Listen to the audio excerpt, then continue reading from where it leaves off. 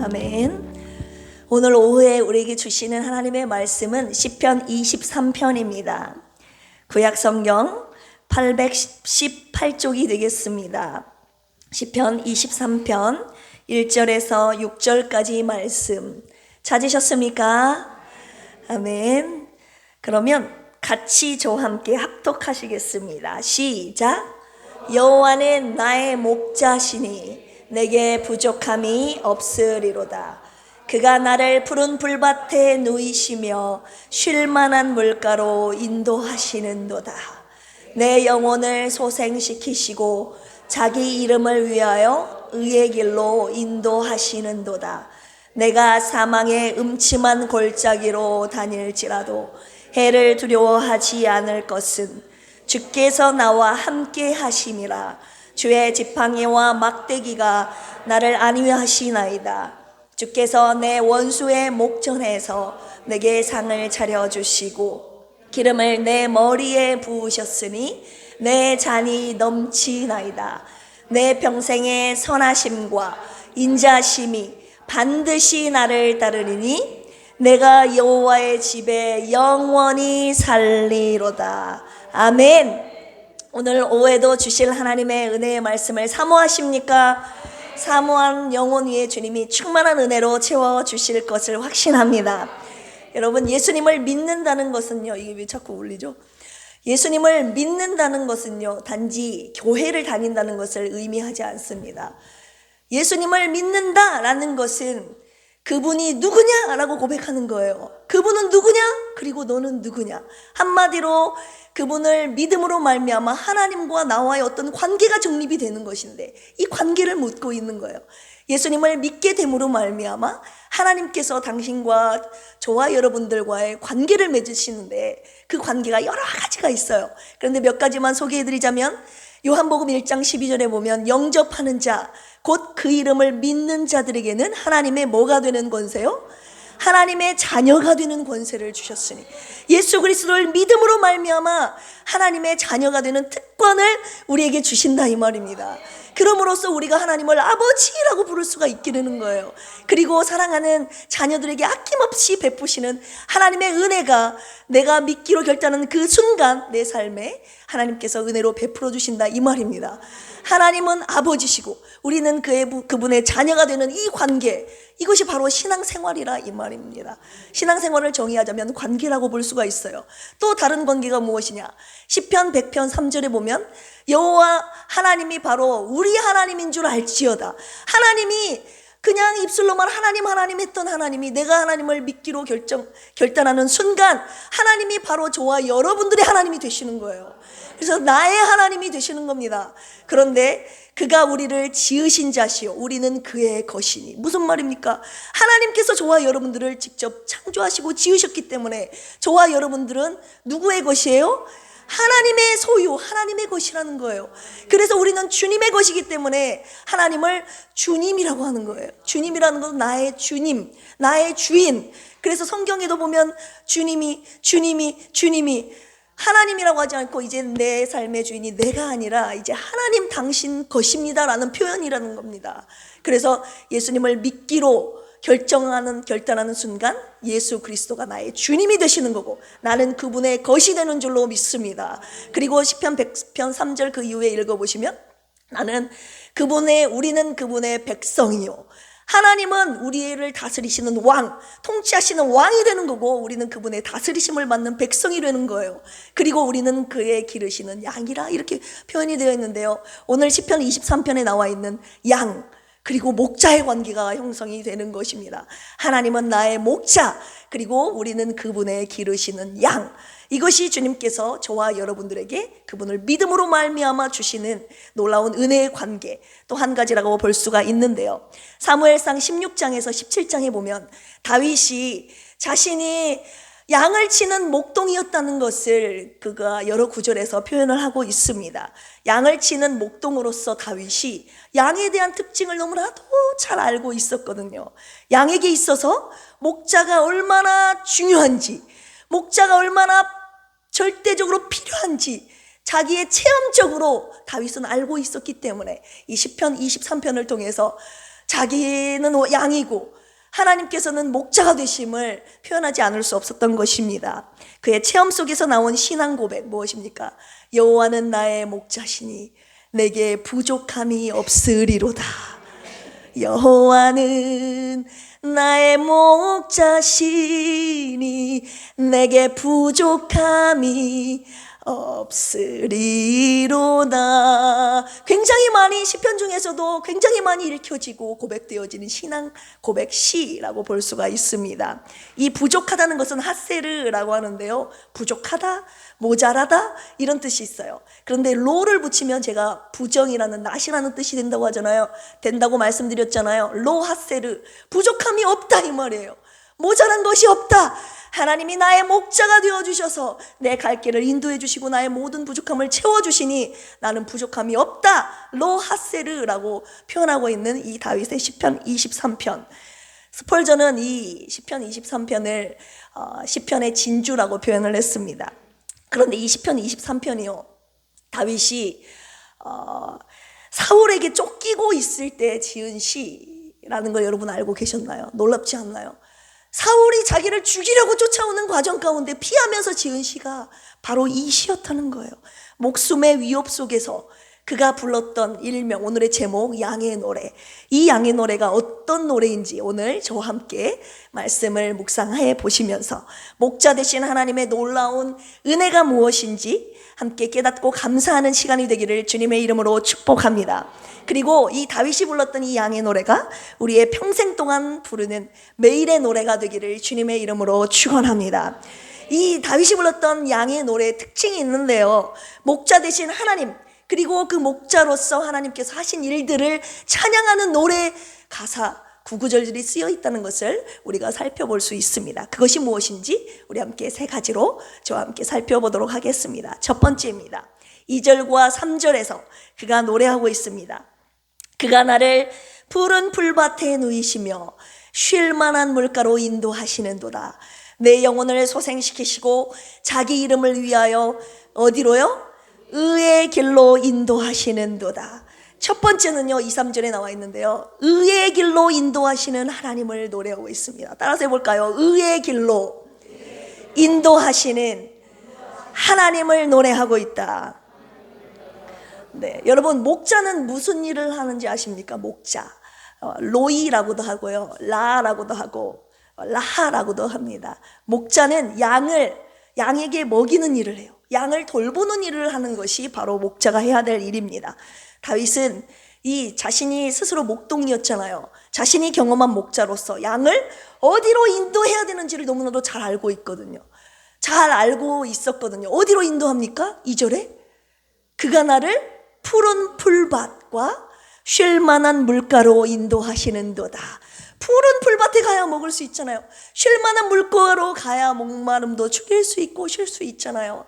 먹고 돌보고 쉬게 하는 이런 일들을 이 목자가 해야 되는 일인데, 어디에 푸른 풀밭이 있고 어디에 쉴 만한 물가가 있는지를 목자는 알고 있다고요. 그리고 그곳에 어떻게 인도해야 되는 그 방향과 그 방법까지도 이 목자는 알고 있다고요. 그런데 양은 알고 있을까요? 모를까요? 양은 그것이 어디에 있는지, 어떻게 가야 되는지 양은 몰라요. 왜요? 양에게는요, 특징이 한 가지가 있는데요. 특징이 여러 가지가 있는데 그중에 첫 번째, 그중에 한 가지 특징이 뭐냐? 시력이 좋지 않거든요. 양은요, 1m 이상을 바라볼 수 없다고 합니다. 1m 이상을. 그렇기 때문에 양들이 이렇게 갈 때 양들이 절벽을 만나서 우수수 떨어지잖아요. 그러면 그 뒤에 있는 양이 떨어지는 걸 보고 멈춰야 되는데 못 멈춰요. 계속 가는 거예요. 1m 이상을 바라보지 못하기 때문에 시력이 좋지 않아요. 한 치 앞도 모르는 그 양의 좋지 않는 시력, 어디에 풀밭이 있는지, 쉴 만한 물가가 있는지, 어떻게 가야 되는지를 전혀 그 방향 감각도 없고 연약한 그 양의 모습을 통해서 이 다윗이 깨달습니다. 내 인생도, 내 한 치 앞도 모르는 내 인생길 나도 모르는데 마치 내가 어디로 가야 할지, 어떻게 가야 될지 모르는 내 모습이 마치 양과 같구나. 다윗이 깨닫지 않았겠습니까? 내 모습이 양과 같고, 그리고 하나님께서는 내가 어디로 가야 될지, 어디에 푸른 풀밭과 쉴만한 물가가 있는지 정확한 그 목적지를 알고 계시고, 어떻게 인도해야 되는지를 그 방법과 방향성까지 지시해 주시면서 인도해 주시는 하나님, 바로 그분이 나의 목자가 되시는구나 라는 것을, 되셔야 되는구나 라는 것을 다윗이 깨달았지 않았겠습니까? 그리고 나서 표현한 대목이 바로 이건 거예요. 자기의 체험적인 경험에서 우러나온 것. 나는 한 치 앞도 모르는 양이고 하나님은 나의 목자로서 나의 앞길을 의의 길로 인도해 주셔야 되는구나 라고 고백하고 있는 것입니다. 다윗이 부르는 이 양의 노래 3절 한번 보실까요? 내 영혼을 같이 읽어볼까요? 시작. 내 영혼을 소생시키시고 자기 이름을 위하여 의의 길로 인도하시는도다. 아멘. 하나님께서는요, 저와 여러분들의 육체적인 부분만 터치하고 인도하시는 것이 부분만이 아니라 저와 여러분들의 영적인 부분, 영혼이라는 부분을 하나님께서 인도하신다는 건데요. 어떻게 인도하시냐? 소생시키신다.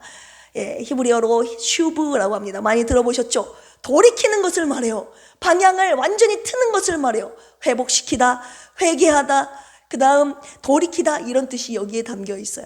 내 영혼이 의의 길이 아닌 다른 길로 가려고 할 때 하나님께서는 목자가 되어주셔서 내 영혼을 하나님께서 하나님의 뜻이 있는 의의 길로 나를 이렇게 방향을 트시는 걸 말해요. 내 영혼을 방향을 틀어주시는, 슈브하게 하시는, 돌이키시는 그런 은혜를 하나님께서 베푸신다. 목자가 되어주셔서 내 영혼을 방향을 바로 돌이켜서 의의 길로 인도하신다고 이렇게 표현을 하고 있는 것입니다. 왜냐면요, 양은 아까 첫 번째 특징인 시력이 좋지 않다는 것에 의해 첫 번째 특징이었고, 또 한 가지 특징은 무엇이냐? 순한 것 같지만 순하지 않대요. 순하지 않고 자기 마음대로 고집대로 자기가 가고 싶은 대로 가려고 하는 성향이 있는 것이 바로 이 양의 특징입니다. 그래서 이사야 53장 6절에서도 뭐라고 말하고 있습니까? 우리는 다 양 같아서 그릇 행하여 각기 제 길로 갔거늘. 우리가 양 같아서 내 마음대로 내가 하고 싶은 대로 가고 싶은 대로 간다 이 말이에요.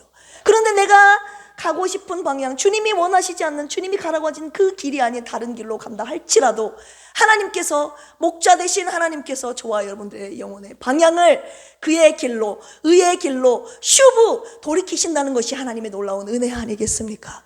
이것이 목자 되신 하나님께서 양인 저와 여러분들에게 베풀어 주시고 계시는 은혜인 줄로 믿습니다. 그런데 의의 길이 아닌 의의 길이라고 하는 것은 바른 길, 체데크라고 해요. 생명길, 옳은 길, 내가 저 목적을 향하여 푸른 풀밭 쉴만한 물가, 하나님께서 이끄시는 그 방향으로 가야 되는데 그 길이 아닌 다른 방향으로 갈 때도 하나님께서 내 영혼을 돌이키신다. 그런데 여기에서 주목해야 될 우리 단어는 따라서 해볼까요? 자기 이름을 위하여. 네, 만에, 위하여라는 만에라는 단어에 주목해야 될 필요가 있습니다. For his name's sake. 위하여라는 뜻인데요, 정확히 말하면, 다른 뜻으로 말하면 때문에 라는 뜻이 있어요. 자기 이름 때문에 그냥 저와 여러분들의 영혼을 바른 길로 인도하시는 것 같지만 이유가 있어요. 목적이 자기 이름 때문에 인도하신다는 거예요. 어떤 이름입니까? 여호와 로이, 여호와 라하, 같은 말이에요. 로이, 라하, 이게 다 목자라는 뜻이에요. 여호와 라하 하면 주님은 나의 목자라는 뜻입니다. 따라서 해볼까요? 여호와 라하, 목자 되시는 하나님, 그 이름 때문에 하나님께서 저와 여러분들을 다른 길로, 사망의 길로 가지 않고 생명의 길로 인도하신다는 건데요. 무슨 말입니까? 내 이름 여호와 라하 로이, 나를 목자라고 부르고 있는 그 이름 때문에 나를 목자 되신 그 하나님이라고 부르는 너희들 때문에 너희들을 내가 의의 길로 인도하겠다. 나를 목자라고 부르는 한 너희들을 의의 길로 인도할 것이다. 왜냐하면 너희들이 나를 목자라고 부르고 있기 때문에. 이런 뜻이 있는 거예요. 하나님을 목자라고 부르지 않으면 하나님이 어떻게 목자로서 의의 길로 그들의 삶을, 저와 여러분의 삶을 인도하시겠습니까? 하나님 아버지라고 부를 때 그분의 자녀인 우리의 정체성이 확인되는 거 아니겠습니까? 아버지로서, 아버지, 라고 부르는 자녀들의 그 목소리를 하나님께서 들으시고, 그래 내가 무엇을 필요로 하냐. 우리 자녀들도 있지만 아버지 엄마 이것이 필요해요 말하면 그 부르는 것 때문에, 그 부르는 나의 호칭 이름 때문에 내가 그들의 필요를 채워주듯이 하나님도 똑같다고 말씀하시는 거예요. 나를 여호와 로이, 여호와 라, 여호와 라하라고 부르는 너희들에게 내가 목자가 되어주겠다. 내가 너희들을 의의 길로 인도해 주겠다라고 주님이 지금 약속하고 계시는 겁니다. 라하라고 제가 방금 말씀드렸잖아요. 우리 아들 이름을 기도 가운데 김라하라고 지었습니다. 주님은 나의 목자라는 뜻이에요. 한자로는 붙잡을 라, 복의 근원이신 하나님을 붙잡고 살아라. 그래서 라에게 주신 이름의 뜻이 뭡니까? 너의 목자는, 너의 평생의 목자는 내가 아니다. 그리고 네 외모 실력 어떤 것도 아니다. 부모님도 아니다. 하나님이 너의 목자가 되신다. 그런 뜻으로 라에게 이름을 지어줬다고요. 그리고 라의 이름이 불려질 때마다, 라의 이름을 부를 때마다 우리 서로 확인하는 거죠. 하나님이 우리의 목자가 되신다는 것을, 하나님께서 우리의 목자가 되어주셔야만 한다는 것을. 그래서 제가 아이들 이름을 지을 때마다 어릴 때 지어준 노래가 있어요. 라하송이라고 하는데 간단하게, 주님은 나의 목자 김라하, 주님만 붙잡아라. 나의 평생의 목자 되신 주님을 믿고 따르겠어요. 아멘. 이렇게 해서 이게 라하송이에요. 이 노래를 평생에 하면서 좀 간단하고 쉽고 부르면서 너 평생 너의 목자는 하나님이심을 네가 믿고 이 노래 부르면서 가라, 이런 뜻에서 여호와 하나님의 이름 라하를 부르면서 가라고 이 이름을 주님이 주셨다 이 말입니다. 하나님께서는요 오늘 말씀을 통해서 주무시는 분이 계시네요. 많이 피곤하신가 봐요. 박희자 한수사님 많이 피곤하신가 봐요. 힘내시기 바랍니다. 하나님께서는요 자기의 이름을 부르는 것을 그렇게 원하신다 봐요. 오늘 말씀을 통해서 내 이름 때문에 내가 너희들을 의의 길로 인도한다. 내 이름을 부르는 너희들을 내가 인도한다. 이렇게 말씀하시는 거예요. 여호와 라하라고 부르는 그들의 목자가 되어주시지 않겠습니까 여러분? 어떻게 가만히 있는데 목자가 되어주시겠습니까? 저는 오늘의 말씀을 저에게 먼저 주셨는데 제가 더 많이 하나님의 이름 여호와 라하라는 이름을 더 많이 부르면서 나아가야 되겠다. 주님이 그걸 원하신다는 것을 저에게 가르쳐 주시고 이 강단에 올라왔습니다. 하나님께서는요 성경의 원리가 그래요. 그냥 가만히 있으면 물론 필요를 아시고 채워주시지만 안 그래요. 주님을 잠언 8장 17절에도 보시면 나를 사랑하는 자들이 나의 사랑을 입으며 나를 간절히 찾는 자가 나를 만날 것이니라. 하나님의 이름을 찾고 부르는 자들에게 하나님이 만나 주신다고 약속하십니다. 마태복음 그래서 7장 7, 8절에서도 우리가 잘 아는 말씀이 있잖아요. 구하라 그러면 너희에게 주실 것이요, 찾으라 그러면 찾을 것이요, 문을 두드리라 그러면 열릴 것이니 구하는 이마다 받을 것이요 찾는 이마다 찾을 것이요 문을 두드리는 이에게 열릴 것이니라. 성경의 원리는요 그거예요. 하나님을 찾고 부르짖고 하나님의 이름을 외치는 그들에게 하나님이 목자가 되어주시고 우리의 필요한 모든 것을 채워주신다라고 주님이 약속하고 계시는 겁니다. 하나님을 찾아야 만나 주십니다. 오늘 첫 번째, 하나님의 이름 여호와 로이 라하를 부르는 자들의 목자가 되어주겠다고 오늘 주님이 말씀하고 계시는 거예요. 그래서 다윗이 이 목자 되어주신 의의 길로 인도하시는 하나님을, 그 은혜를 경험하고 지금 양의 노래를 1절 가사로 부르고 있는 거 아니겠습니까? 의의 길로 인도하시는 하나님을 노래했다. 이것이 첫 번째 다윗이 불렀던 양의 노래의 가사였습니다. 두 번째입니다. 4절 읽어보겠습니다. 4절 시작. 내가 사망의 음침한 골짜기로 다닐지라도 해를 두려워하지 않을 것은 주께서 나와 함께 하심이라. 주의 지팡이와 막대기가 나를 안위하시나이다. 아멘. 두 번째는요, 두려움 속에서도 구원하시는 하나님을 노래하고 있는 거예요. 우리가 살아가면서 어떻게 푸른 풀밭 쉴 만한 물감은 있습니까? 여러분 안 그래요? 가다 보면, 인생길을 가다 보면 사망의 음침한 골짜기도 다니게 될 때가 있다고요. 저와 여러분들을 숨막히게 하는 목숨의 위협이 있는 그 고통과 고난의 때가 있다고 주님이 말씀을 하시는 겁니다. 마치 사방으로 옮겨싸 당하게 되는 숨막히는 그런 상황 속에서 저와 여러분들이 갖게 되는 감정이 무엇입니까? 두려움 아닙니까? 두려움.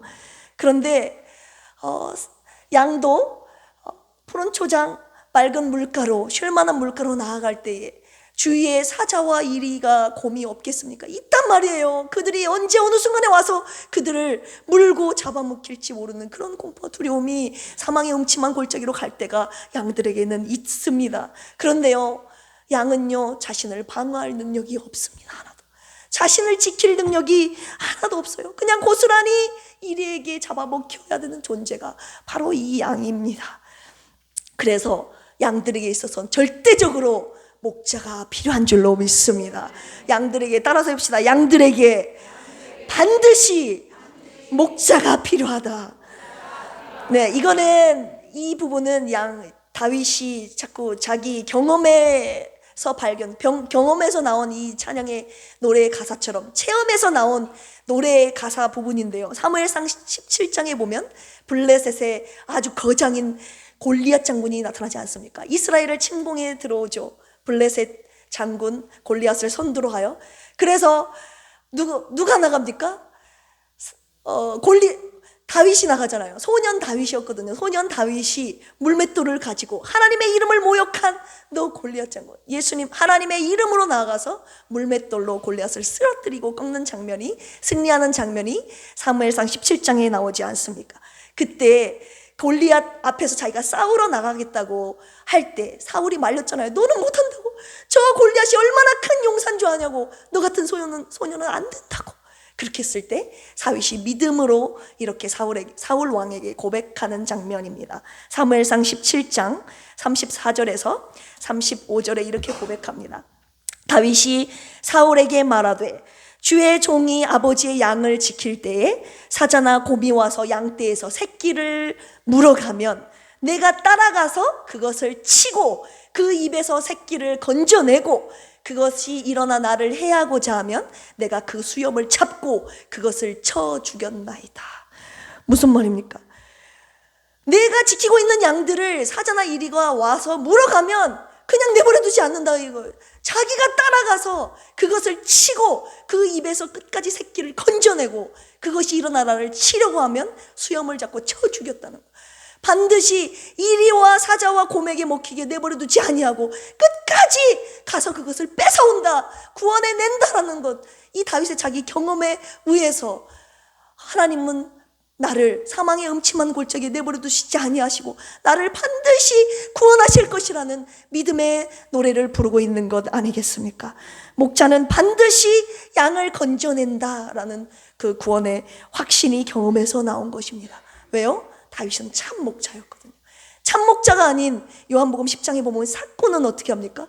이리가 오면, 곰이 오면 양을 지키지 않고 달아난다고요. 자기가 무서워서 도망간다고요. 참 목자가 아니에요. 사꾼이라고요. 그런 다윗은 참 목자였죠. 자기의 목숨을 걸고 양을 그 입에서 새끼를 건져내온 이 자신의 경험으로 말미암아 하나님은 나의 참 목자가 되어주시기 때문에 내가 어떤 사망의 음침한 골짜기 있다 할지라도 나를 반드시 구원해 주실 것이다 라는 이 믿음의 노래를 하고 있는 것입니다.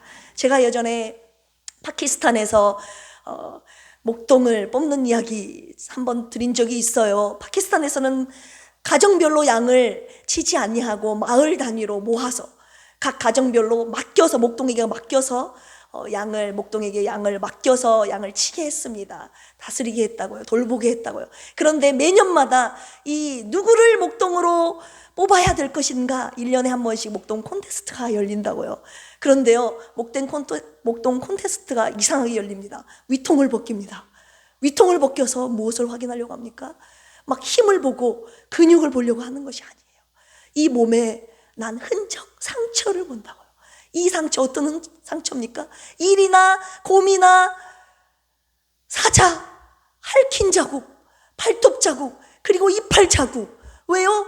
그 가슴에, 그 몸에 난 흔적들이 그가 얼마나 양을 뺏어오려고, 양을 지키려고 몸부림쳤는지를 나타내주고 있는 흔적이기 때문에 이 몸에 상처가 얼마나 많이 나 있느냐에 따라서 목동을 뽑는다고요.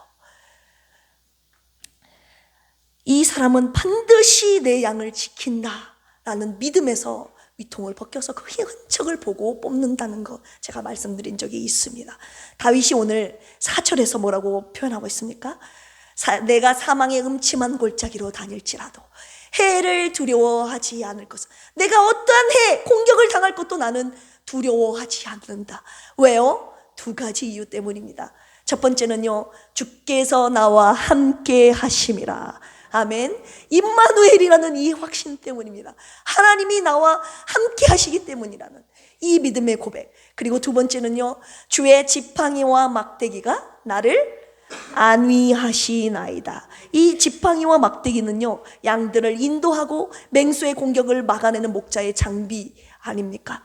그런데 이 지팡이와 막대기가요, 나를 안위하신대요. 이 안위라는 단어가, 나함이라는 단어가 쓰였는데요, 나를 위로하다라는 뜻도 있고, 또 한 가지 뜻은 숨을 쉬게 하다라는 뜻이 있어요. 숨 막히는 상황 가운데, 두렵고 떨림 가운데, 공포와 불안 이 가운데 주님의 지팡이와 막대기로 나를 지켜주신다는 거예요. 그럼으로써 내가 비로소 숨을 쉴 수 있게 하신다는 거예요. 이걸 말하는 겁니다. 하나님의 지팡이 무엇을 상징합니까, 여러분? 성경에 쭉 읽어보시면 우리 특별히 하나님의 지팡이가 잘 표현된 부분이 출애굽기에 나온 하나님의 심판과 구원을 상징하는 그 출애굽할 때 그 애굽 왕에게 10가지 재앙을 내렸던 그 장면에서 하나님의 지팡이를 들고 모세가 이렇게 그들에게 재앙을 내리게 했던 하나님의 지팡이 생각나시죠? 이 하나님의 지팡이를 손에 잡으라고 하나님이 하신단 말이에요. 명령하셨다 이 말입니다. 모세가 하나님의 지팡이를 들었을 때 물이 피로 변했고, 개구리가 나타났고, 이가 나타났고, 파리가 나타났고, 비계 이파 다음에 뭡니까? 우박, 그 다음 메뚜기. 하나님의 지팡이를 들었을 때 그들을 심판하시는 도구로 하나님이 사용하시는 겁니다. 그리고 하나님의 백성인 이스라엘 백성은 그들에게는 심판이었지만 하나님의 백성인 이스라엘은 구원하시는 도구로 하나님이 쓰셨던 것이 바로 하나님의 지팡이 아닙니까? 홍해를 가를 때에도 하나님의 지팡이를 들었을 때 홍해가 갈라졌고, 아멘. 그리고 반석에 그들이 목이 말라 있을 때 반석에 물을 쳤잖아요. 반석에 물이 나오게 지팡이로 쳤을 때 물이 콸콸콸 흘러나왔듯이 이 하나님의 지팡이는 하나님의 구원의 능력을 의미하는 것인 줄로 믿습니다. 그래서 이 임마누엘, 그리고 하나님의 구원하시는 이 확신을, 이 다윗의 경험에 비롯해서 하나님이 나의 목자가 되어서 주셨을 때 나는 반드시 구원하시기 때문에 나는 두려워하지 않는다 라는 이런 신앙 고백이 시편 곳곳에 다윗의 시에 쓰였다는 거 아니겠습니까? 시편 3편 6편에 천만인이 나를 애워싸 진칠지라도, 1000만 명이 나를 애워싸 진칠지라도 나는 두려워하지 아니하리로다. 이 말씀을, 이 시를 언제 노래한지 아십니까? 다윗의 아들 압살롬이 자기를 죽이려고 했을 때도 1000만인이 나를 애워싸 진친다 할지라도 나는 두려워하지 않을 것입니다. 왜요? 목자 되신 주님이 나와 함께 하시고 주의 지팡이와 막대기가 나를 안위하시기 때문에 아니겠습니까? 시편 27편 1편에서도 여호와는 나의 빛이요 나의 구원이시니 내가 누구를 두려워하리요, 여호와는 내 생명의 능력이시니 내가 누구를 무서워하리요. 내 생명의 능력, 나를 살리시는 분은 오직 목자 되신 하나님이시라고 그가 고백하고 있는 것입니다. 다윗은 죽음의 위협 속에서 사망의 골짜기를 지날 때마다, 두려울 때마다 이 임마누엘, 그리고 이 임마누엘 은혜와 그리고 구원의 노래를 믿음으로 부르면서 위기를 돌파해 나간 것을 우리가 볼 수 있습니다. 이것이 바로 다윗이 불렀던 양의 노래였어요. 다윗의 신앙이었어요. 오전에 주셨던 목사님 말씀처럼 이것이 다윗의 메타인지였어요. 다윗의 영성이었다 이 말입니다. 이 임마누엘 구원의 확신, 주님이 오늘 저와 여러분들에게도 이 확신을 가지라고 하시는 거죠. 내가 반드시 너와 함께한다. 네가 사망의 음침한 골짜기를 다닐 때에도 내가 너와 함께한다. 그리고 내가 반드시 너를 지키고 구원한다 라고 약속하고 계십니다. 세 번째입니다. 5절 같이 읽어보겠습니다. 시작. 주께서 내 원수의 목전에서 내게 상을 차려주시고 기름을 내 머리에 부으셨으니 내 잔이 넘치나이다. 아멘. 세 번째는요, 주님께서 평안과 축복으로, 뭘로요? 당신의 하늘의 평안과 축복으로 그냥 주시는 것이 아니에요. 넘치도록, 따라서 해봅시다. 넘치도록 채우시는 그 하나님의 은혜를 노래하고 있습니다. 여기에서 내 원수의 목전에서 내게 상을 차려주신다. 이 상이 우리가 받는, 잘해서 받는 상을 말하는 것이 아니라 테이블, 식탁을 말하는 겁니다. 여러분 아시잖아요. 설교 들으셔서 그 원수의 앞에서 내게 식탁을 차려주신다 이 말입니다. 여러분, 나를 죽이려는 원수들의 공격 앞에서 어떻게 여러분 수저가 밥이 들어갑니까? 그 불안하고 공포, 두려움 가운데서 어떻게 밥이 들어가냐고요. 그런데 다윗은 이미 이 앞절에서 주의 함께 하심, 임마누엘 확신, 그리고 주의 지팡이와 막대기가 나를 안위하시고 나를 숨쉬게 하시는 그 지키신 보호 아래 하나님께서 차려주시는 이 밥상을 주님이 먹으라 하시는 거예요. 내 원수가 앞에 있는데 나를 죽이려고 하는데, 마치 원수가 저 둘러싸고 있는데 그 바로 앞에, 내 앞에서 주님이 천군 천사로 나를 호위하시는 것처럼 그 어떤 공격도 막아내게 하시는 그 지키심과 보호하심 아래에 있는 것처럼 주님이 원수가 앞에 있음에도 불구하고 원수의 목전에서 상을 차려주시면서 저와 여러분들에게 먹어라 이렇게 하고 계시는 겁니다. 내가 너를 지킨다라고 말씀하시는 겁니다. 제가 이 먹어라, 쉬어라, 이거를 제가 못 누렸었거든요. 제가 예전에도 여러 번 말씀드렸잖아요. 공황장애를 겪은 적이 있었다고. 그리고 수시로 그런 것들이 가끔 그런 상황이 두려움의 공포가 몰려올 때가 있습니다. 사모님을 2달 반 간병하고 나서 불안하고 이제 나왔어요. 나왔는데도 불구하고 막 불안하고 두렵고 막 떨리고, 그래서 제가 6개월간을 정신을 못 차렸습니다. 나와서 밥이 막 입으로 안 들어가요. 그리고 일상적인 생활을 못 했어요. 아이들 밥을 차려주고 남편 밥을 차려주고 해야 되는데 막 두려워 떨려가지고 일상적인 생활이 안 됐습니다. 그런데 그 6개월간에 정말 하나님께 간절히 매달리고 기도하고 함으로 인해서 하나님이 온전히 회복시켜 주셨는데요. 그것이 공황장애가 또 저에게 한번 왔는데, 언제 왔냐? 이제 목사가 되고 나서 설교를 이제 준비해야 되는데, 설교를 준비해야 된다는 이 두려움과 공포가 막 물밀듯이 밀려옵니다. 왜냐하면 그런 준비할 만한 상황이 못 되고, 몸은 막 아프고 바쁘고 어렵고 사모님 뜻대로 간병 가야 되고, 이런 막 그런 상황들이, 설교를 준비해야 되는 이 부담감이 저에게 공황장애로 다가오는 거예요. 그래가지고 막 불안해요. 두려워요. 준비되는 건 없는데 막 밥을 못 먹어요. 그리고 애들 밥도 못 차려주고 남편 밥도 못 차려주고 막 그냥 불안해하고만 있는 거예요. 그런데 하나님께서 이것을 불과 한 달 여전까지 제가 그렇게 벌벌 떨면서 설교를 준비한 한 줄 여러분 모르시죠? 근데 한 달 좀 넘었나요? 하나님께서 저를 주님의 말씀으로 온전히 회복시켜 주셨습니다. 그래서 주님이 먹어라 하시는 거예요. 설교 준비가 안 돼도 먹어라, 이 밥상 먹어라, 내가 말씀 줄게, 먹어라, 주님이 하시는 거예요. 그리고 쉬어라. 그래서 제가 진짜 거짓말 안 하고 한 달여 전부터는 말씀이 준비가 안 됐음에도 불구하고 그냥 자요. 기도하는 가운데 묵상하면서 하나님이 주시는 말씀 군데군데. 왜냐하면 매일매일 성경 묵상, 우리 성경 BPL 하지 않습니까? 매일매일 성경을 읽어나가는 가운데, 또한 기도하는 가운데 하나님께서 주시는 영감의 말씀들을 적어나가면서 이런 말씀, 제가 책상 앞에서 10시간, 20시간을 앉아있어도 성경 말씀을 어떻게 전해야 될지 모를 때가 한두 번이 아니에요. 그리고 성경 말씀을 이거를 준비하다가 본문을 또 바꾸고 제가 5번까지 6번까지 바꿔본 적이 있어요.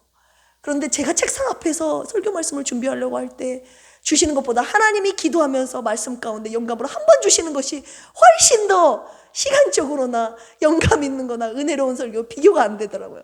그래서 저는 책상 앞에서 하는 것보다 기도로, 무릎으로 하나님께서 주시는 그 은혜 가운데 주시는 말씀을 여러분들에게 증거하고 있습니다. 이 공황장애, 두려움과 이 떨림을 하나님께서 온전히 회복시켜 주시는 것이 뭐예요? 내가 밥상을 차려줄게. 내가 지키고 있어. 내가 사망의 음침한 골짜기가 아니야. 내가 지키고 있어. 너 그러니 내가 차려둔 밥상 먹어라. 일상생활이 가능할 수 있도록 하나님이 저를 그렇게 이끌어 가셨습니다. 저와 여러분들에게도 오늘 그렇게 말씀하시는 거예요. 사망의 음침한 골짜기 있을지라도 너 그것 때문에 두려워하지 말라고, 불안해하지 말라고. 하나님께서는 저와 여러분들에게 오늘도 당신의 밥상을 차려주셔서 먹어라. 그리고 쉬어라, 힘을 내라 라고 주님이 말씀하고 계시는 줄로 믿습니다. 주님이 오늘 또 우리에게 수고하고 무거운 짐진 자들아 다 내게로 오라, 내가 너희를 쉬게 하리라 라고 말씀하고 있습니다. 주님이 상을 차리셨는데 먹지 못하고 쉬지 못하는 어리석은 저와 되지 않기를 원합니다. 주님이 차려주신 밥상 맛있게 먹으십시오. 주님이 인도하시는 쉴만한 물가, 푸른 풀밭에서 편히 누워서 주님이 주시는 안식과 편안함을 누리면서 살아가는 저와 여러분들이 되기를 주님의 이름으로 축원합니다. 여기에서 기름을 내 머리에 부으셨으니, 여기에 우리가 두 번째로 주목해야 하려는데요, 이 기름을 머리에 붓다 라는 것은요, 당시 팔레스틴에서 그 지방에서 연회를 베풀 때 귀빈의 머리에 기름을 부으고 발랐다고 합니다. 향기로운 기름을 발라줬어요. 명예와 축복을 상징하고 있는 것입니다. 한마디로 밥상을 차려주시잖아요. 밥상을 차려줘서 먹으라는 것이 그냥 밥상이 아니었던 거예요. 저와 여러분들을 최고의 극빈, 귀빈으로 대접하고 계신다는 것을 주님이 말씀하고 계시는 거예요. 그냥 식탁이 아니라 당신이 초대하신 귀빈으로서 그 다윗을 대우하고 계신다는 것을 말씀하고 계시는 겁니다. 여기에서 다윗이 깨달은 영적인 비밀을 저에게 가르쳐 주시는데요, 저와 여러분 함께 나누기를 원합니다. 하나님께서요, 식탁을, 그냥 밥상을, 도시락을 쌓은 것을 내시는 것이 아니라 귀빈으로서 당신의 집으로 다윗을 초대하셨다는 것을 주님이 가르쳐 주시는 거예요. 식탁을 차려서 밥을 먹어라 하시는 것이요, 그냥 밥상을 차려서 먹어라가 아니라요, 그 하나님께서 당신 자신의 집으로 귀빈으로 다윗을 초대해서 밥을 먹이신다는 것을 주님이 가르쳐주고 계시는 겁니다. 목자 되신 하나님의 이름을 부르며 임마누엘, 구원의 확신을 가진 다윗을 하나님께서 당신의 집으로 초대하셨다는 것을 비로소 다윗이 깨닫게 된 겁니다. 그래서 식탁 차린 곳이 바로 사망의 음침한 골짜기가 아니라 바로 하나님의 집이었구나라는 것을 다윗이 깨닫게 된 겁니다. 이미 그는 하나님의 집에 초대받아서 하나님의 집에서 하나님이 차려주신 그 밥상을 먹고 있었던 것 아니겠습니까? 다윗이 뭐라고 고백합니까? 여기가 사망의 음침한 골짜기가 아니라 하나님이 계셨던 하나님의 집이었구나, 베들이라는 것을 깨닫게 알게 된 거죠. 그러니 그의 마음에 벅차오르는 감정 어떻게 주체합니까? 내 머리에 주께서 내 원수의 목전에서 내게 상을 차려주시고 기름을 내 머리에 부으셨으니 내가 하나님의 집에 초대되어서 귀빈으로 접대받고 있다는 걸 그가 깨닫는 순간 그가 뭐라고 고백합니까? 내 잔이 넘치나이다. 레바야라고 합니다. 런오볼, 풍족하게 넘치도록, 흘러 넘치도록, 철철철 넘치도록, 그냥 컵에 여기 물이 반절 잡힌 이 정도가 아니라 철철철 흘러 넘치도록. 레바야, 이게 레바야의 은혜예요. 이 레바야는요, 하나님의 집에 거할 때만이 누릴 수 있는 은혜 아니겠습니까? 하나님의 집에 거할 때 누릴 수 있는 이 만족함, 이 풍요로움, 이 레바야를 다윗이 하나님의 집에 거함으로 말미암아 누리고 경험하고 찬양하고 있다는 것 아니겠습니까? 결론의 말씀 드리려고 합니다. 다윗이요, 하나님이 인도하시는 그 의의 길이 결론적으로는 하나님의 집이었다는 것을 깨달았던 거예요. 의의 길이 결국은 하나님 당신의 집으로 저와 여러분들을 인도하고 계셨다는 것을 다윗이 깨달아 알게 된 겁니다. 레바야, 이 넘치는 은혜를 경험한 다윗의 고백이 6절에서 뭐라고 하고 있습니까? 내 평생의 선하심과 인자하심이 반드시 나를 따르리니 내가 여호와의 집에 어떻게 해요? 영원히 살리로다. 내가 여호와의 집에 와봤어요. 내가 주님을, 목자 되신 주님을 따라갔더니 내가 임마누엘 확신, 주님의 그리고 구원의 은혜를 맛보면서 주님을 따라갔더니 주님이 인도하셨던 그곳이 바로 여호와의 집이었다는 사실을 깨닫고, 그 여호와의 집에서 주님께서 넘치도록 부어주시는 레바야의 은혜를 그가 깨닫고 나서 뭐라고 말합니까? 내가 여호와의 집에서 영원히 살리로다. 이 말은 무슨 말입니까? 내가 목자 되신 하나님을 내 영원토록 목자로 삼겠다. 내가 다른 것을 목자로 삼지 아니하고 하나님을 나의 목자로 영원히 모시면서 살겠다라고 고백하고 있는 그의 결단과 의지를 맛볼 수 있는 부분이 바로 이 부분인 것입니다. 왜요?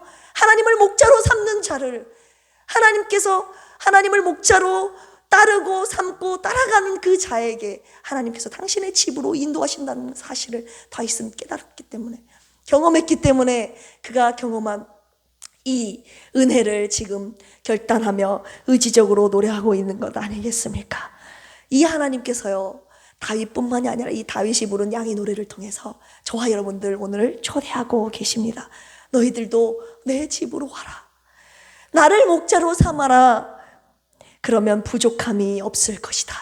레바야의 은혜를 너희들에게 주겠다라고 주님이 말씀하고 계시는 거예요. 그런데 주님이 물으시는 거죠. 왜 네가 삶 가운데 왜 부족한 줄 아니?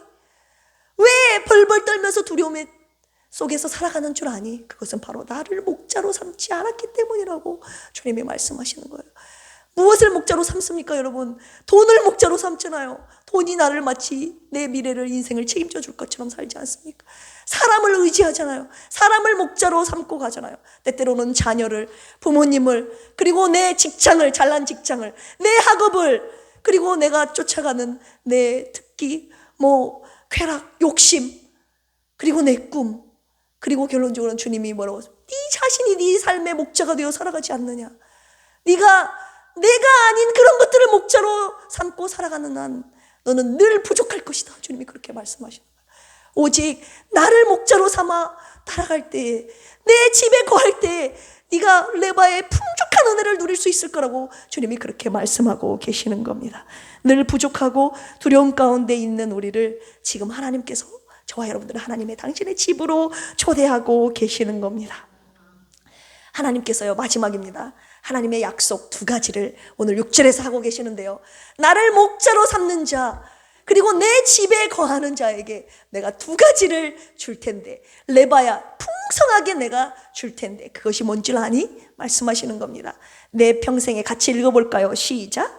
내 평생에 선하심과 인자하심이 반드시 나를 따르리니 내가 여호와의 집에 영원히 살리로다.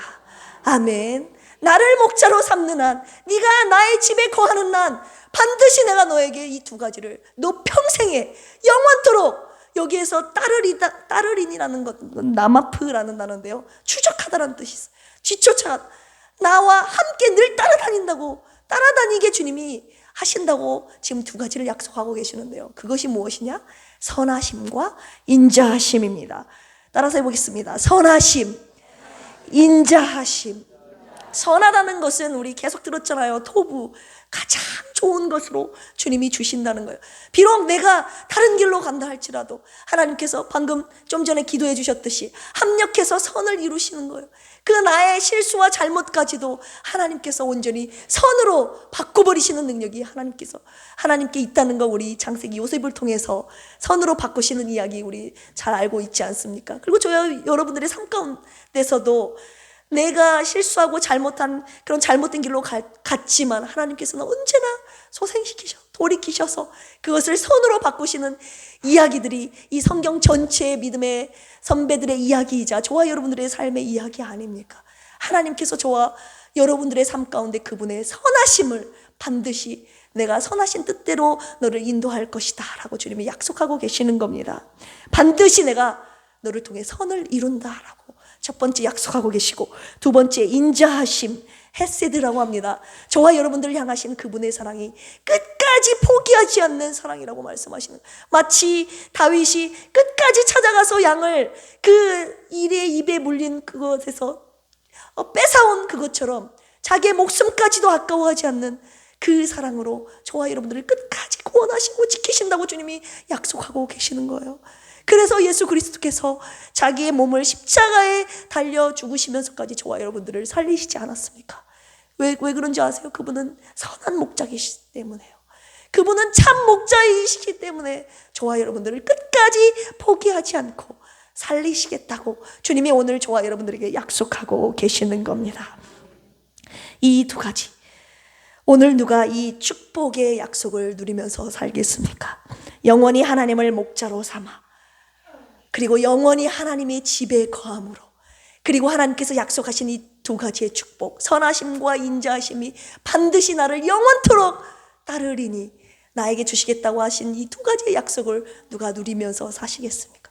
저와 여러분들의 매일의 삶이 이 다윗이 부른 양의 노래를 부르면서 하나님의 목자 되신 은혜를 경험하며 찬양하며 살아가는 귀한 은혜가 있기를 주님의 이름으로 축원합니다. 이 시간 우리 찬양하시겠습니다. 여호와 나의 목자, 이 찬양 올려드리시고 주님의 은혜, 그리고 목자 되신 주님을 따르지 못했음을 회개하면서 우리 결단에 기도 올려드리도록 하겠습니다.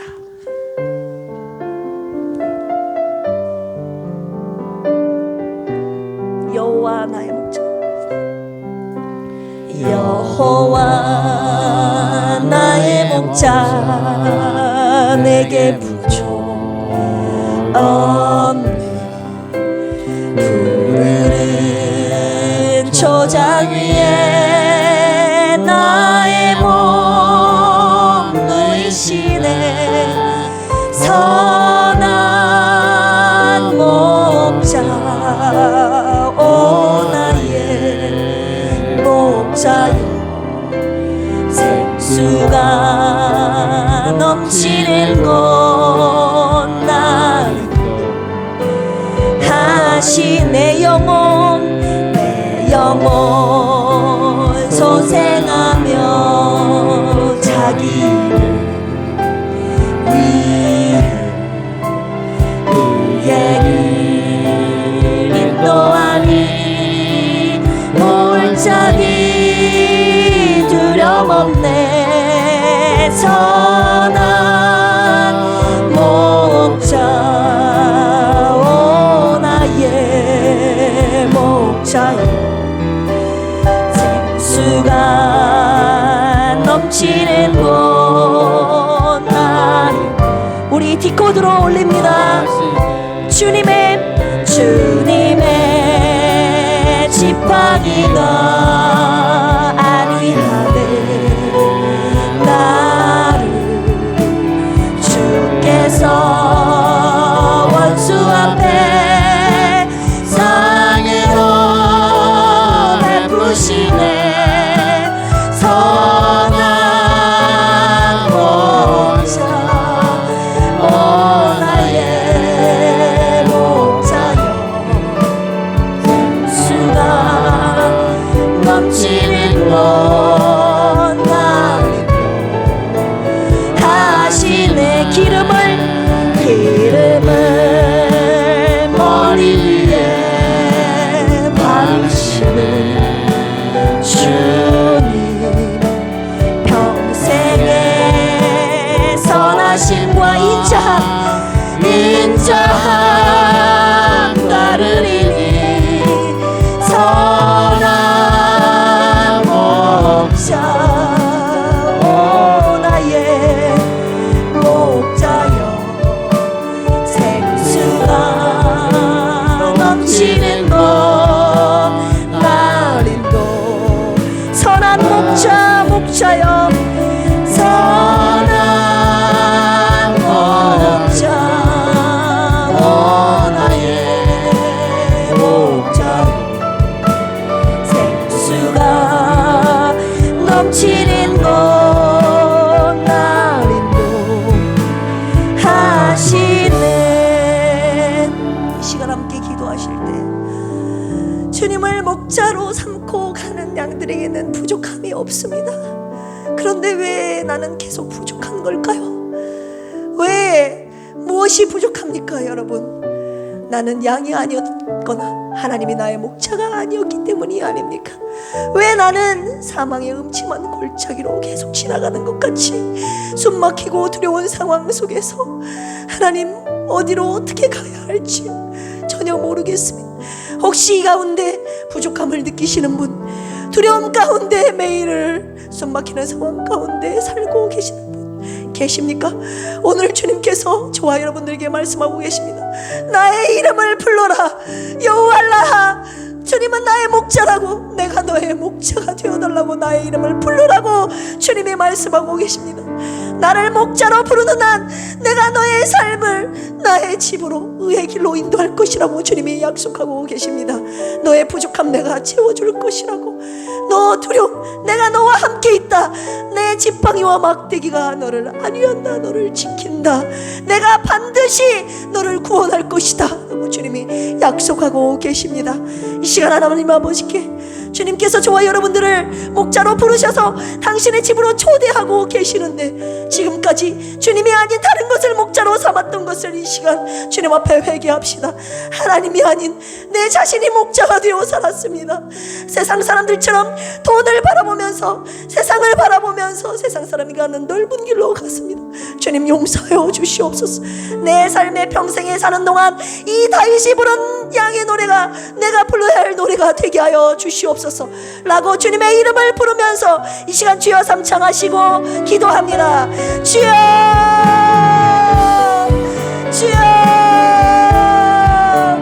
주여.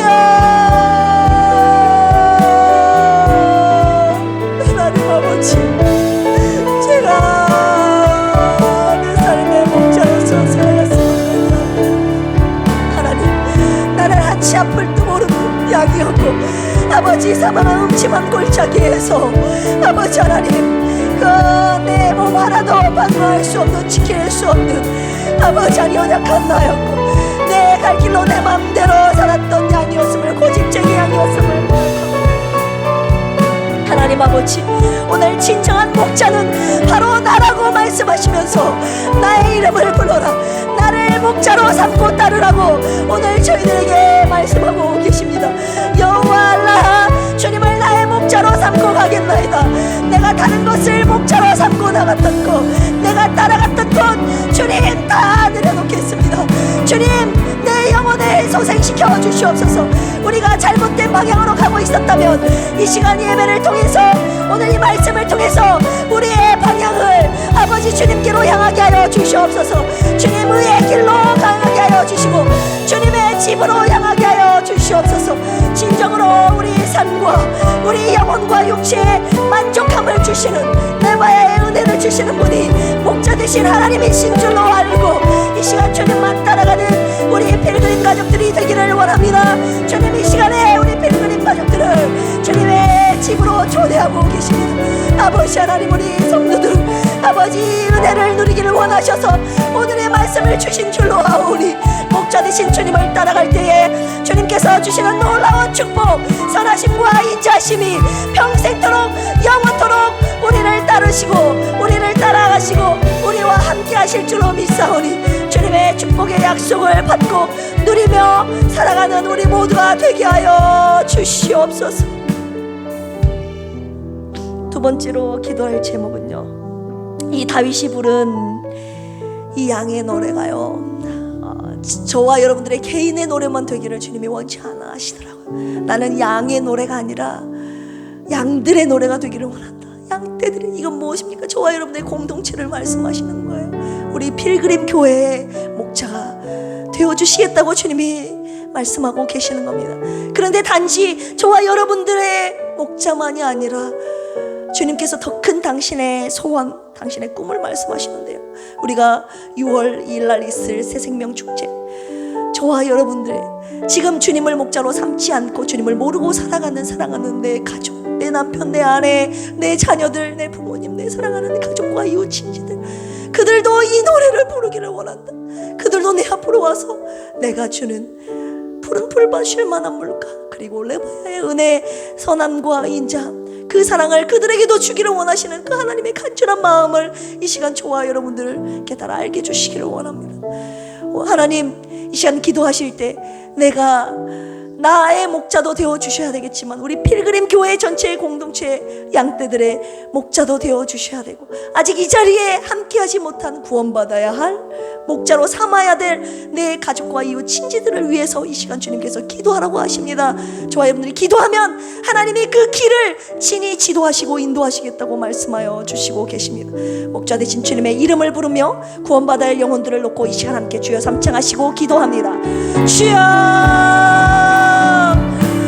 주여,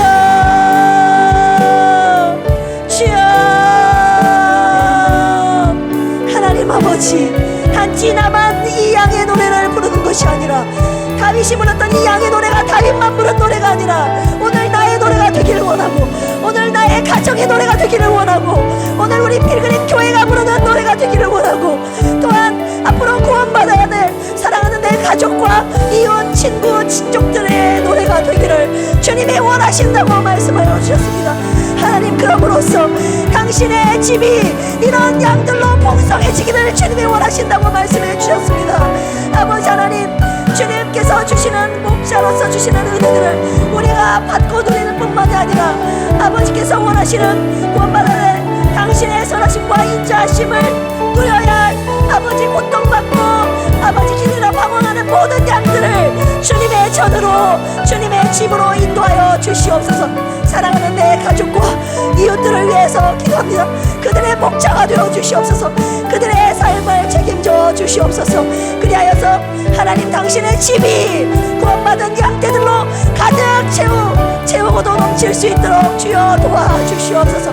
이것이 우리가 평생에 아버지의 집에서 하나님께서 주시는 은혜들을 누리며 또한 전하며 복음을 아버지 나눠야 할 이유인 줄로 아오니 내게 허락하신 당신의 은혜를 아버지 구원받아야 될 다른 양떼들에게도 전하며 아버지 나누게 하여 주시옵소서. 하나님 아버지, 우리 필그림 교회가 그럼으로써 하나님 당신의 구원받은 양들로 가득하기를 원합니다. 양 노래가 아니라 양들의 노래가 되어 주님을 찬양하며 높이는 은혜가 있게 하여 주시옵소서. 마지막으로 기도할 제목은 우리 형제자매 아파서 누워있는 사모님을 비롯한 육체의 어려움 당한 영혼의 아픔을 당한 자, 회복되어야 할 영혼들 많이 있지 않습니까? 하나님, 그들을 위해서 중보기도 하기를 원합니다. 하나님, 내 영혼뿐만 아니라 그들의 영혼의 목자가 되어주시기를 원합니다. 그들의 이번에는요 여호와 라하의 하나님도 부름과 동시에 여호와 라파의 하나님의 이름을 부르며 그들의 회복을 위해서 기도하기를 원합니다. 내 이름을 부르는 너희들에게 내가 회복의 은혜, 치료의 은혜를, 치료의 광선을 주시겠다고 약속하여 주셨사오니 그분의 여호와 라파의 이름을 외치며 주위에 아프고 병들고 힘들어하는 분들을 위해서 이 시간 함께 중보 기도합니다. 주여, 주여, 주여. 치료하시는 하나님, 고치시는 하나님, 하나님 내 육체 가운데 곤고하며 힘들어 의사는 할 수 없다고 포기해버린 사모님과 김영식, 김목선 집사님, 하나님 그들을 불쌍히 여겨주시옵소서. 아버지 여호와 라파의 하나님, 하나님 영혼의 아픔을 아버지 하나님 영혼의 아픔을 경험하고 아파하고 병들하고 있는 자들이 있습니다. 아버지 하나님, 영화 어둠의 역사 때문에 힘들어하고 고통받고 있는 영혼들이 있습니다. 영혼 아파의 하나님이 치료하여 주시옵소서. 주님이 고쳐주시옵소서. 영혼 육체의 온전한 회복과 아버지 치유하심의 역사가 하나님 이 시간에 주님의 이름을 부르는 자들에게 이곳 필그림 교회 있게 하여 주셔서 날마다 주님의 이름을 부르며 주님의 회복의 은혜가 나타나는 놀라운 은혜가 우리 필그림 재단에 쏟아지게 하여 주시옵소서. 나타나게 하여 주시옵소서. 그리하여서 하나님의 살아계심이 오늘도 우리 교회를 통해서 나타나지게 하여 주시옵소서. 모든 영광 하나님 아버지께 올려드리며 우리의 영원한 목자 되신 예수님의 이름으로 기도합니다. 아멘. 광고 말씀드립니다. 6월 2일 새생명 축제를 위한 4주 프로젝트 진행하고 있습니다. 새생명을 품었지요. 기도하시면서 새생명 카드 작성하신 그 내용, 그 이름을 불러가면서 기도하시고, 그 다음 오늘 새생명 삼행시 대회 스티커 3개씩 드렸는데 여러분 다 붙이셨나요? 네, 잘 내용을 정말 은혜롭게 다들 잘 쓰셨더라고요. 그래서 삼행시 대회 1등은 5등, 2등은 3등, 아니 2등은 3만 원. 네, 제가 말 잘했죠. 1등은 5만 원, 2등은 3만 원, 그리고 참가상 10,000원씩 이렇게 드리기로 했으니까 여러분 잘 관심 가져주시고 네, 투표해 주시기 바랍니다. 그리고 다음 주에는 새생명을 위한 선물을 드릴 거예요. 그래서 6월 2일 날 이 우리 교회에서 이루어지는 생명 축제가 정말 잃어버린 길 잃은 양들이 이곳에 가득 채워져서 하나님 아버지를 기쁘시게 하는 그런 축제가 되기를 주님의 이름으로 축복합니다. 금요일 저녁 8시 30분에는 심야 기도회가 있습니다. 우리가 기도해야 될 제목들 주님 앞에 나와서 간구하심으로 하나님의 응답을 받는 귀한 시간 되기를 원합니다. 그리고 6월 6일은 전교인 야유회가 있습니다. 장소는 순창 체육공원입니다. 그날 일정 비워두시고 함께 하나님의 사랑의 은혜 교제를 나누는 귀한 은혜의 시간 되기를 주님의 이름으로 축원합니다. 매일 새로 고침 153 성경 묵상 장세기 하고 있는데요. 함께 해주시기를 부탁드립니다. 교구 모임 매월 한 번씩 안 빠지고 하고 계시죠?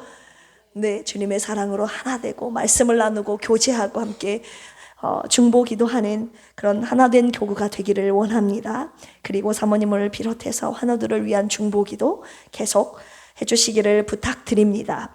하나님 앞과 여러분 앞에 헌금하신 분들 보고합니다. 11조 드리셨습니다. 한준희 학생, 정소현 집사님, 조성훈 집사님, 이복순 집사님, 선교헌금 드리셨습니다. 조성훈 집사님, 이복순 집사님 감사해서 주님 앞에 올려드립니다. 조성훈 집사님, 이복순 집사님, 허행구 성도님, 황성관 조수진 부부, 황인빈 황인서 학생, 이창희 박미영 부부, 이서영 이서경 어린이, 이대희 엄혜정 부부, 이한울 이한샘 어린이, 이소연 이수연 성도, 손혜 한순 입사님, 최현식 성도님, 신남순 안순 입사님, 현상만 권찰님, 현상길 성도님, 정공림 집사님, 고저목 집사님, 유성진 김수현 부부, 유하리, 요넌구 유진아 부부, 이정림 안수 집사님, 정소현 집사님, 장정숙 전도사님, 김경만 안수 집사님, 김학섭 집사님, 박원아 목사 드렸습니다. 함께 기도하시겠습니다.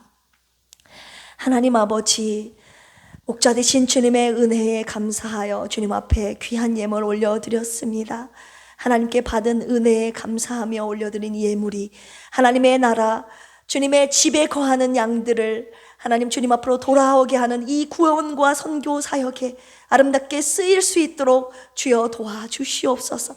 더 드릴 수 있는 은혜와 기회를 상황을 허락하여 주셔서 하나님 나라 확장하는 일에 멋지고 아름답게 쓰임받는 우리 모두의 물질이 되게 하여 주시옵소서. 감사드리며 이제는 예수 그리스도의 한량없는 은혜와 하나님 아버지의 만극하신 사랑하심과 보혜사 성령님의 내주 교통 감동 감화 역사하심이 오늘 양의 노래를 부른 다윗처럼 하나님을 나의 목자로 삼고 하나님의 집에 영원히 거함으로 말미암아 하나님께서 주시는 놀라운 축복의 약속인 선하심과 인자하심 그 축복을 누리며 살아가겠다고 결단한 우리 모든 필그림의 심령 머리머리 위에 이제로부터 영원토록 함께 하시기를 간절히 축원합니다. 아멘.